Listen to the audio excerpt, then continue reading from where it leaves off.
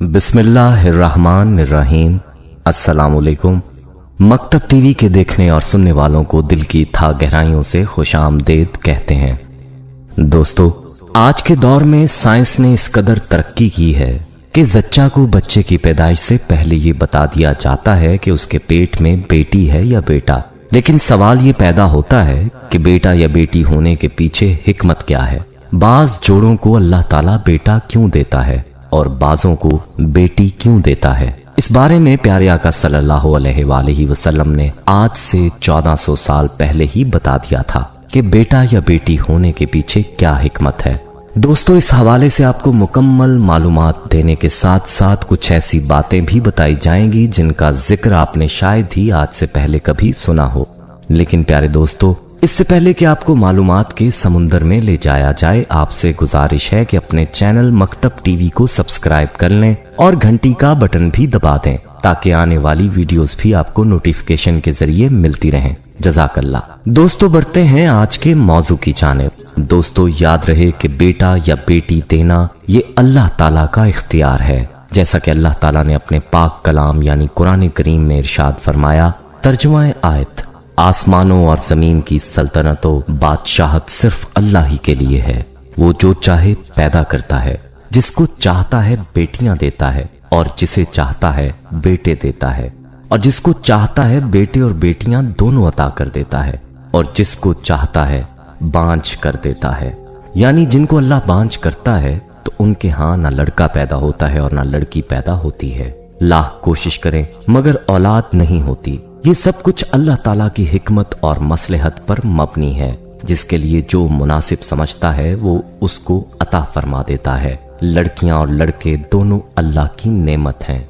दोस्तों, अगर हम अपने इर्द गिर्द के माशरों पर नजर करें तो हम में से अक्सर अहबाब ऐसे नजर आएंगे कि जिनके यहाँ लड़के की बड़ी आरजुएं और तमन्नाएं की जाती हैं। जब लड़का पैदा होता है तो उस वक्त बहुत खुशी का इजहार किया जाता है, और अगर लड़की पैदा हो जाए तो खुशी का इजहार नहीं किया जाता, बल्कि बाज़ औक़ात बच्ची की पैदाइश पर शौहर अपनी बीवी पर और इसी तरह घर के दीगर अफराद औरत पर नाराज होते हैं। हालांकि इसमें औरत का कोई कसूर नहीं है। ये सब कुछ अल्लाह की अता है। किसी को जर्रा बराबर भी एतराज करने का कोई हक नहीं है। याद रखें कि लड़कियों को कमतर समझना ज़माने जाहिलियत के काफरों का अमल था। जैसा कि अल्लाह ताला ने कुरान करीम में जिक्र फरमाया है, तर्जुमा आयत, इनमें से जब किसी को लड़की होने की खबर दी जाए तो उसका चेहरा स्याह हो जाता है और दिल ही दिल में घटने लगता है। खूब सुन लो कि वो कफारे मक्का बहुत बुरा फैसला करते हैं। लिहाजा हमें बेटी के पैदा होने पर भी यकीनन खुशी और मसरत का इजहार करना चाहिए। जो लोग बेटी की पैदाइश पर नाराज होते हैं वो हजरत अली रज़ियल्लाहु ताला अन्हु की ये हिकायत सुन लें। कहते हैं कि मदीने में एक शख्स था जिसके यहाँ जब भी बेटी पैदा होती तो वो अफसोस किया करता था। जब हजरत अली को इस बारे में इल्म हुआ तो आप रज़ियल्लाहु ताला अन्हु ने उस शख्स को बुलाया और ये फरमाया, ऐ शख्स, याद रखना अल्लाह हर किसी को बेटी अता नहीं करता, बल्कि अल्लाह जिस इंसान को जन्नत का वारिस बनाना चाहता है और जिस इंसान के सारे गुनाहों को माफ करने का इरादा करता है और जिसकी आखिरत को संवारना चाहता है तो उसको बेटी जैसी रहमत से नवाजता है। अल्लाह उस शख्स को अजीज रखता है जो बेटी को महबूब रखता है, उसकी अच्छी परवरिश और तरबियत करता है। मैंने अल्लाह के रसूल सल्लल्लाहु अलैहि वसल्लम से सुना है कि जिस शख्स के यहाँ एक बेटी पैदा हो और वो उसकी अच्छी तरबियत करे और फिर उसको शादी करके दे तो अल्लाह उसके बदले उसको जन्नत अता फरमाएगा। इसलिए बेटियों की पैदाइश पर बजाय अफसोस करने के खुशी का इजहार करना चाहिए कि अल्लाह ने अपनी रहमत की सूरत में बेटी की नेमत अता फरमाई है। दोस्तों, बात हो रही थी उस हिकमत के बारे में जो कि बेटा या बेटी होने के पीछे प्यारे आका सल्लल्लाहु अलैहि वसल्लम ने बयान फरमाई। इस बारे में एक यहूदी ने आप सल्लल्लाहु अलैहि वसल्लम से सवाल किया था और उस यहूदी के सवाल के जवाब में आप सल्लल्लाहु अलैहि वसल्लम ने ये हिकमत बतलाई थी। ये हदीस पाक मुलाहिजा फरमाए। हजरत सोबान रज़ियल्लाहु ताला अन्हु मौला रसूल अल्लाह सल्लल्लाहु अलैहि वसल्लम कहते हैं कि मैं रसूल अल्लाह सल्लल्लाहु अलैहि वसल्लम के पास खड़ा था कि यहूदी आलमों में से एक आलम आया اور بولا کہ السلام علیکم یا محمد صلی اللہ علیہ وسلم۔ میں نے اس کو ایسے زور سے ایک دھکا دیا کہ وہ گرتے گرتے بچا۔ وہ بولا کہ تو مجھے دھکا کیوں دیتا ہے؟ میں نے کہا کہ تو نبی صلی اللہ علیہ وسلم کا نام لیتا ہے اور رسول اللہ صلی اللہ علیہ وسلم کیوں نہیں کہتا؟ وہ بولا کہ ہم ان کو اس نام سے پکارتے ہیں جو ان کے گھر والوں نے رکھا ہے۔ رسول اللہ صلی اللہ علیہ وسلم نے فرمایا کہ میرا نام جو گھر والوں نے رکھا ہے وہ محمد صلی اللہ علیہ وسلم ہے۔ یہودی نے کہا کہ میں تمہارے پاس کچھ پوچھنے کو آیا ہوں۔ رسول اللہ صلی اللہ علیہ وسلم نے فرمایا کہ بھلا میں اگر تجھے کچھ بتلاؤں تو تجھے فائدہ ہوگا؟ اس نے کہا کہ میں اپنے دونوں کانوں سے سننا چاہتا ہوں۔ رسول اللہ صلی اللہ علیہ وسلم نے اس چھڑی سے جو آپ صلی اللہ علیہ وسلم کے ہاتھ مبارک میں تھی زمین پر لکیر کھینچی جیسے کوئی سوچتے وقت کرتا ہے اور فرمایا کہ پوچھ۔ یہودی نے کہا کہ جس دن یہ زمین آسمان بدل کر دوسرے زمین و آسمان ہوں گے لوگ اس وقت کہاں ہوں گے؟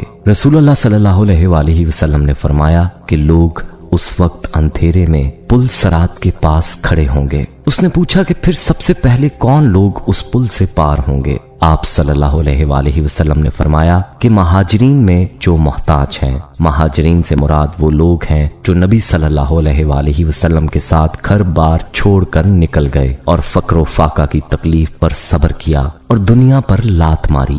یہودی نے کہا کہ پھر جب وہ لوگ جنت میں جائیں گے تو ان کا پہلا ناشتہ تحفہ کیا ہوگا؟ آپ صلی اللہ علیہ وسلم نے فرمایا کہ مچھلی کے جگر کا ٹکڑا جو نہایت مزیدار اور مکوی ہوتا ہے۔ اس نے کہا پھر صبح کا کھانا کیا ہوگا؟